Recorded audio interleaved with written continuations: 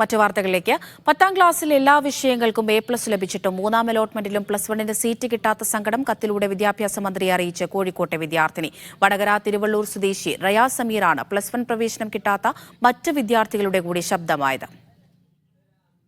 ബഹുമാനപ്പെട്ട വിദ്യാഭ്യാസ മന്ത്രിയോട് അങ്ങയോട് ഇതെങ്ങനെ പറഞ്ഞറിയിക്കണമെന്നതിൽ ഈ 16-കാരിക്ക് ഒരുപാട് വേവലാതിയുണ്ട്.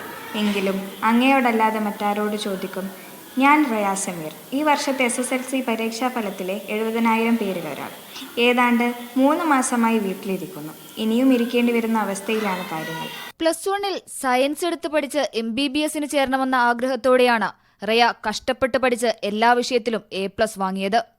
മാർക്കുള്ളതുകൊണ്ട് തന്നെ ഇഷ്ടപ്പെട്ട സ്കൂളിൽ സീറ്റ് കിട്ടുമെന്നായിരുന്നു പ്രതീക്ഷ. ഫസ്റ്റ് അലോട്ട്മെന്റിലും സെക്കൻഡ് അലോട്ട്മെന്റിലും കിട്ടാതെ വന്നപ്പോഴും പ്രതീക്ഷ കൈവിട്ടില്ല. എന്നാൽ 3ാം അലോട്ട്മെന്റിലും കൊടുത്ത 13 സ്കൂളിലും കിട്ടിയില്ല. എൻ്റെ കൂടെ ഫുൾ A+ ഉണ്ടായ കുട്ടികൾക്ക് 2ാം അലോട്ട്മെന്റ് വരെ കിട്ടിയിട്ടില്ലായിരുന്നു. 3rd അലോട്ട്മെന്റ് വന്നപ്പോൾ ഭൂരിഭാഗം പേർക്കും സീറ്റ് കിട്ടിയിട്ടുണ്ട്. എനിക്ക് കിട്ടാത്തത് എന്നെയും അവരെല്ലാം ഞെട്ടിച്ചിട്ടുണ്ട്. സൈറ്റിൽ ആദ്യമൊക്കെ ഓരോ അലോട്ട്മെന്റ് വരുമ്പോഴും അടുത്ത അലോട്ട്മെന്റിന് വെയിറ്റ് ചെയ്യാൻ വേണ്ടിയിട്ടാണ് പറഞ്ഞിരുന്നത്.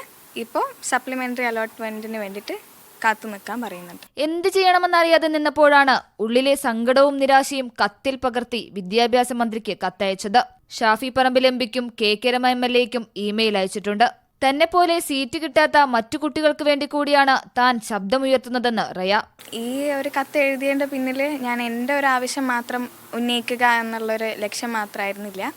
എന്നെപ്പോലെ കുറേ പേര് ഈ കോഴിക്കോട് ജില്ലയിൽ മാത്രമല്ല കേരളത്തിലുടനീളം കഷ്ടപ്പെടുന്നുണ്ട് എന്നുള്ളത് എനിക്കറിയാം. അപ്പോൾ അവരിൽ എല്ലാവർക്കും സീറ്റ് കൊടുക്കണം എന്നാണ് എൻ്റെ ആഗ്രഹം. എത്ര കാലം സീറ്റില്ല എന്ന് പറയാം.